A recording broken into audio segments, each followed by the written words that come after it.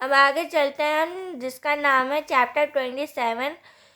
Chapter name is alcohol नहीं aldehyde ketone and carboxylic acid.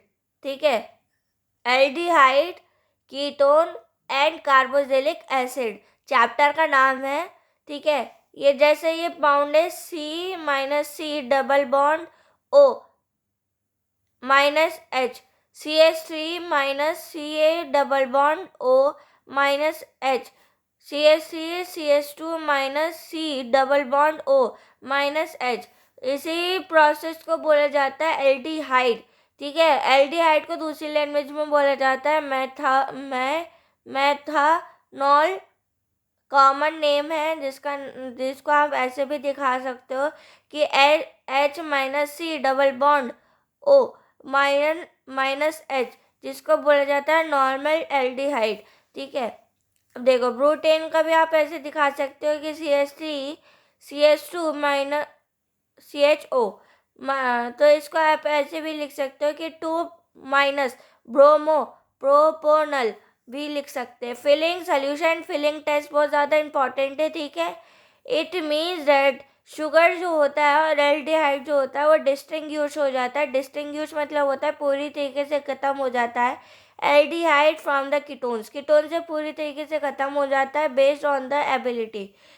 Ability मतलब होता है किसी चीज़ को करने की क्षमता रखना। टू अंडरगो ऑक्सीडेशन, ठीक है, उसी को ही बोला जाता है फिलिंग सोल्यूशन, फिलिंग टेस्ट। ठीक है, एल्डोल कंडेंसेशन क्या होता है? इट मीन्स द रिएक्शन, जितने भी रिएक्शन होते हैं विद द डाइल्यूट। दिल मतलब होता है डाइल्यूट। ठीक है, शॉर्ट फॉर्म में ऐसे लिखा है। डाइल्यूट मतलब होता है घुलना। ठीक है, NaOH से घुल जाता है।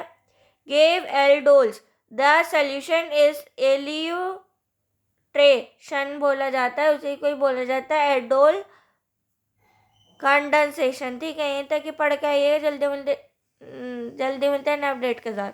देखो ये फॉर्मूला भी इम्पोर्टेंट है। ठीक है, ये डायग्राम बनाने को आती है और ये डायग्राम भी बनाने को आती है। ठीक है, और डायग्राम पूछ लिया जाता है कि 2 माइनस ब्रोमो प्रोपोनल का डायग्राम बना के दिखाओ और मेथनॉल कॉमन नेम का डायग्राम बना के दिखाओ, तो आपको बनाना पड़ेगा।